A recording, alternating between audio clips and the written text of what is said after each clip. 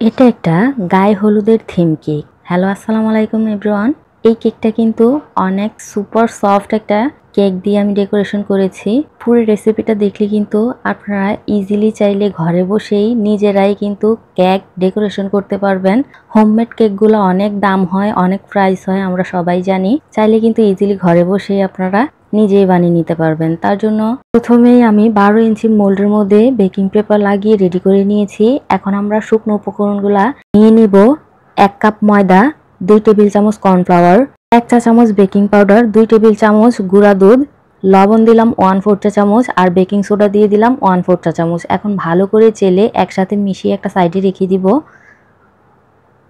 এখন আমরা এখানে 7টা ডিম নিয়ে নিয়েছি আর কুসুমগুলো আমি আলাদা করে একটু বিট করে নিয়েছি। এখন চিনি নিয়ে নিলাম 3/4 কাপ। অর্ধেকটা চিনি দিয়ে আমি কিছুক্ষণ বিট করে বাকি চিনিটাও দিয়ে দিব। একসাথে দিলে কিন্তু সহজে ফোম হতে চাইবে না, এজন্য 2 থেকে 3 বারে দেওয়ার চেষ্টা করবেন। এই যে দেখুন কতটা স্টিফ হয়ে গেছে। এই পর্যায়ে আমরা কুসুমগুলো ঢেলে দিব, দিয়ে আবারও ভালো করে বিট করে নিতে হবে। এ পর্যায়ে এসে কিন্তু আপনারা বেশি বিট করতে পারবেন না। ঘড়ি ধরে 30 সেকেন্ড বিট করার পর ভ্যানিলা এসেন্স দিয়ে দিলাম আমি 2 চা চামচ আর অয়েল দিয়ে দিলাম 2 টেবিল চামচ। এখন আলতো হাতে আমি একটু বিট করে নিব যাতে ফোমটা নষ্ট না হয়, এদিকে খেয়াল রাখবেন। এখন শুকনো উপকরণগুলো আমি 2 থেকে 3 বারে কিছু কিছু করে দিয়ে আলতো হাতে মিশিয়ে নিব।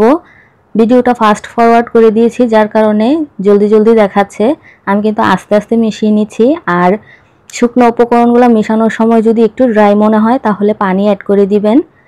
আপনার প্রয়োজন অনুযায়ী একটু একটু করে পানিও অ্যাড করে দিবেন। আর ব্যাটারটা কীরকম হতে হবে আমি একটু কাছ থেকে দেখিয়ে দিচ্ছি, একটু খেয়াল করেন। এই যে দেখুন আমার ফোমটা কিন্তু একেবারেই নষ্ট হয়ে যায় নাই, ঠিক এরকম একটা ব্যাটারে আমি চাচ্ছিলাম। এখন মোল্ডের মধ্যে ঢেলে দিয়ে একটু কাঠি দিয়ে নাড়াচাড়া করে দিবেন, না হয় ভিতরে বাবলস ক্রিয়েট হয়ে যাবে। এখন বেক করে নিব। প্রিহিট ওভেনে আপ ডাউন হিট অন করে 180 ডিগ্রি সেলসিয়াসে 40 থেকে 45 মিনিট বেক করে নিলে কিন্তু আমাদের কেকটা একেবারেই রেডি হয়ে যাবে। আপনাদের ওভেনের তাপমাত্রা বুঝে কম বেশি লাগতে পারে। দেখুন কতটা সুপার সফট হয়েছে আমার কেকটা। এখন আমি চলে যাব ডেকোরেশনের মধ্যে। আপনারা চাইলে কিন্তু চুলার মধ্যেও এই কেকটা বেক করে নিতে পারেন, সময়টা একই হবে। ডেকোরেশনের জন্য বোর্ডটা আমি নিয়েছি 12x12।